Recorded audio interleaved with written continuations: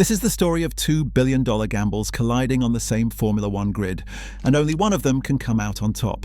Audi and Cadillac will debut in 2026 under completely new regulations, facing identical challenges with opposite game plans. German engineering versus American ambition, a works engine versus a customer deal, a future star versus proven veterans. These aren't just two new teams joining F1. This is the most expensive manufacturer rivalry the sport has seen in decades, and the 2026 regulations mean neither side knows who actually has the advantage. The first race in Melbourne will start answering that question, and what happens next could define both brands for a generation. The 2026 regulations are why this rivalry matters more than any new team battle in recent F1 history. When Haas entered back in 2016, they walked into a mature rule set where established teams held years of accumulated data and development knowledge. Catching up seemed nearly impossible, and newcomers were always going to start at the back. But 2026 rewrites everything simultaneously, and that puts Audi and Cadillac on far more equal footing with the rest of the grid than anyone expected. The engine formula shifts from roughly 80% thermal energy and 20% electric to a balanced 50-50 split. The MGU-H component that scared manufacturers away from F1 for years disappears from the regulations entirely.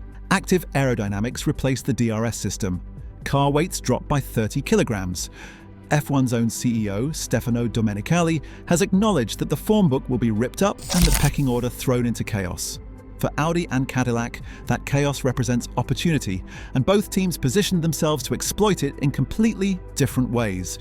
The question now is, which approach gives the real advantage when it matters? Let's start with Audi, because their path reveals just how much they're willing to gamble on controlling their own destiny.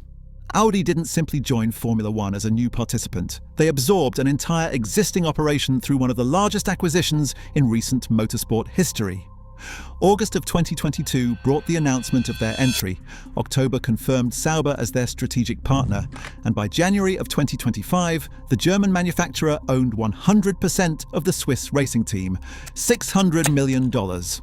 That's the reported price tag for this takeover, though Audi has never officially confirmed the figure. And here's what that mountain of cash actually purchased for them.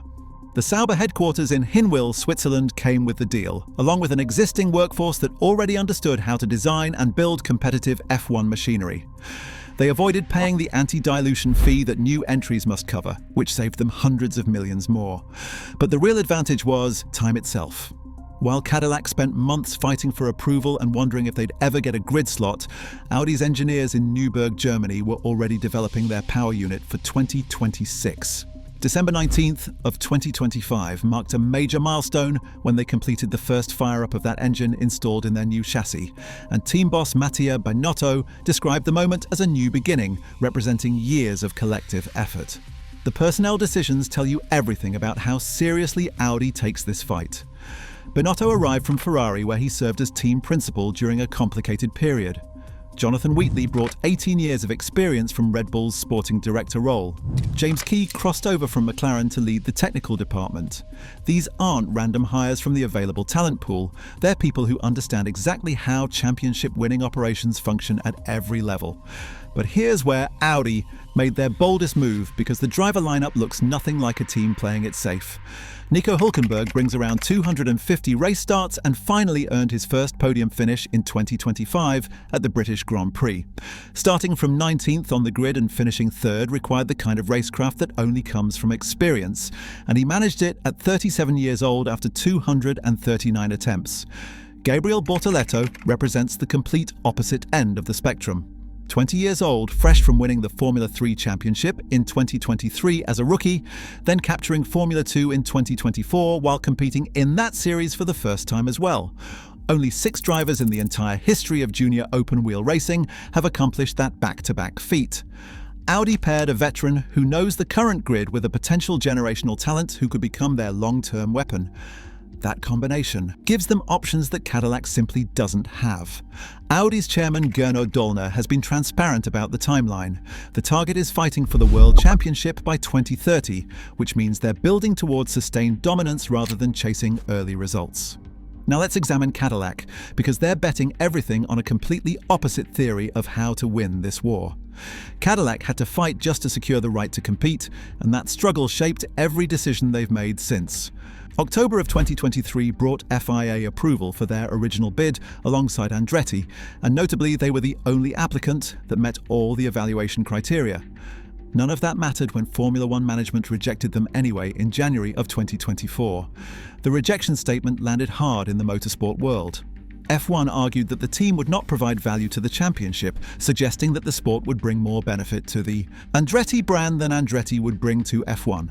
Mario Andretti, the 1978 world champion whose family name carried the original bid, responded by saying he felt offended by the decision and that he was ready for a fight if that's what the situation required. What actually changed the outcome involved several moving pieces falling into new positions. Michael Andretti stepped back from running day-to-day operations during late summer of 2024. TWG Global, under Mark Walters' leadership, took operational control of the project.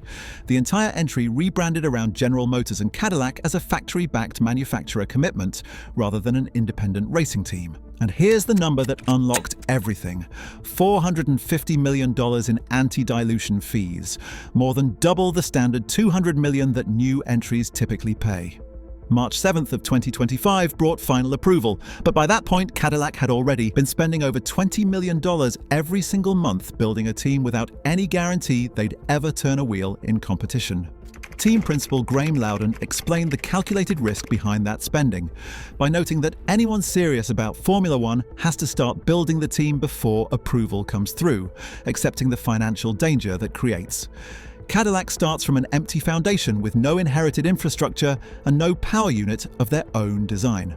Ferrari engines and gearboxes will propel their cars until at least 2029, when GM's own power unit program is scheduled to deliver results. Their facilities spread across 4 different locations spanning 2 continents. Headquarters sit in Fishers, Indiana, near the racing heartland of Indianapolis. A UK base operates from Silverstone in the traditional home of British motorsport. 204,000 square feet of power unit development space occupies a facility in North Carolina, and Toyota's wind tunnel in Cologne, Germany handles their aerodynamic testing through a long-term rental agreement. But here's where Cadillac made their countermove against Audi's youth strategy. Valtteri Bottas and Sergio Perez bring 527 Grand Prix starts between them, along with 16 race victories and 23 pole positions across their careers. Cadillac looked at Audi's gamble on a rookie and decided that raw experience would beat raw talent in the chaos of a regulation reset. Think about what that means in practical terms. When something goes wrong with the car, Bottas and Perez have felt similar problems hundreds of times before. When strategy calls get complicated, they've lived through every possible scenario. When the team needs accurate feedback about what the chassis is doing, they don't have to guess. Audi is betting that Bortoletto's talent ceiling outweighs his experience gap. Cadillac is betting that proven winners give them an immediate advantage their rivals can't match. The engine situation creates another entire front in this battle. Audi controlling their own power unit development means they answer to nobody when making performance decisions. Every upgrade, every mapping change, every reliability fix happens on their schedule according to their priorities. Over a 5-year window, that independence could prove decisive. Cadillac using Ferrari customer engines means they're depending on another team's engineering choices for at least their first 3 seasons. They'll receive updates when Ferrari decides to release them, and they'll never know if Ferrari is holding back their best developments for the works team. But that dependency comes with a guarantee that Audi can't offer. The Ferrari power unit works, it's proven competitive, and Cadillac won't spend their debut season sorting out reliability disasters while trying to learn everything else about being an F1 team. Academy boss Jock Clear offered a warning by pointing to Toyota as the clearest example from the last 20 years that throwing money at F1 doesn't automatically produce victories. Toyota competed for 8 seasons with enormous budgets and never won a single race, with 4th in the Constructors' Championship standing as their best result. But 1996 world champion Damon Hill sees the situation differently.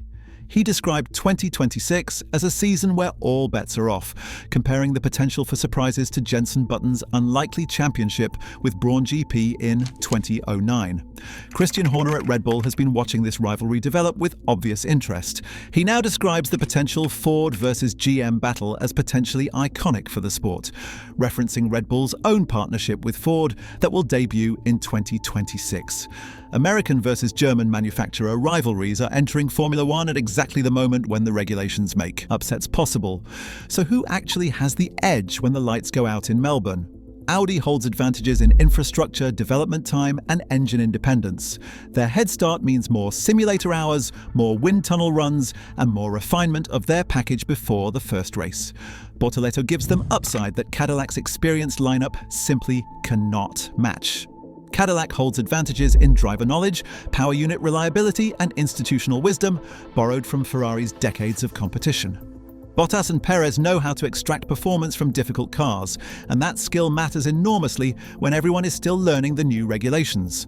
The budget cap sits at $215 million, which means neither team can simply outspend the other to solve problems. Smart decisions will separate the winners from the losers, not just financial resources. Hülkenberg acknowledged the pressure that comes with the Audi name by noting that expectations run higher for a manufacturer entry, but he also emphasized the need for realistic assessments of where they'll actually compete.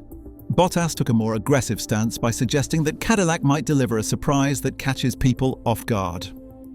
March 6th at the Australian Grand Prix will mark the beginning of the 2026 season, and for the first time since 2016-11, teams will form up on the grid together. Two of those entries represent automotive giants who spent hundreds of millions of dollars specifically to beat each other. Audi believes patience and internal control will produce eventual victories. Cadillac believes borrowed experience and speed to grid will let them compete immediately. Both manufacturers structured their entire operations around proving the other one wrong. German precision versus American ambition, a works engine versus a customer deal, a future star versus proven veterans. This rivalry has been building since 2022, and now we finally get to see who made the right calls. The 2026 Rookie War starts in Melbourne, and by season's end, we'll know which billion-dollar gamble actually paid off. Subscribe if you want to follow this rivalry all season long, and drop a comment telling me which team you think made the smarter bet. Thanks for watching.